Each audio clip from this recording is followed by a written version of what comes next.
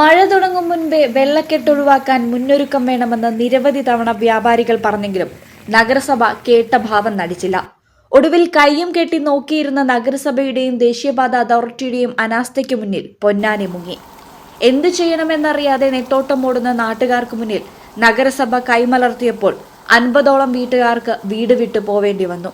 ചമ്രവട്ടം ജംഗ്ഷനിലെ വീടുകളിലും എടപ്പാൾ പൊന്നാനി റോഡിലും മുട്ടിനൊപ്പം വെള്ളം നിറഞ്ഞു. പ്രദേശത്തെ കച്ചവട സ്ഥാപനങ്ങളിലേക്ക് വെള്ളമെത്തിയതോടെ ലക്ഷങ്ങളുടെ നഷ്ടമാണ് കച്ചവടക്കാർക്ക് സംഭവിച്ചിരിക്കുന്നത്.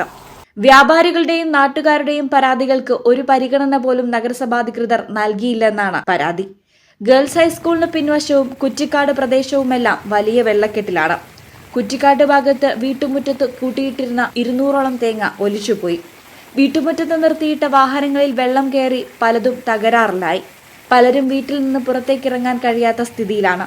മഴവെള്ളം ഭയന്ന് ഉറക്കം നഷ്ടപ്പെട്ടവരുടെ നാടായി പൊന്നാനി നഗരം മാറിയിരിക്കുന്നു.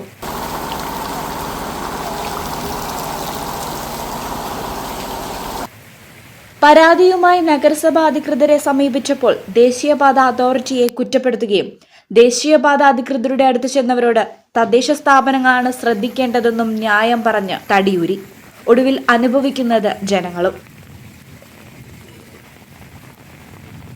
News bureau, Ponnani. Al Salama eye hospital സേവനത്തിന്റെ 20ാം വർഷത്തിലേക്ക് 21 ലക്ഷത്തോളം സന്തുഷ്ടരായ ഉപഭോക്താക്കളും 2 ലക്ഷത്തോളം തിമിര ശസ്ത്രക്രിയകളും പൂർത്തിയാക്കിയ മലബാറിലെ ഏക കണ്ണാശുപത്രി.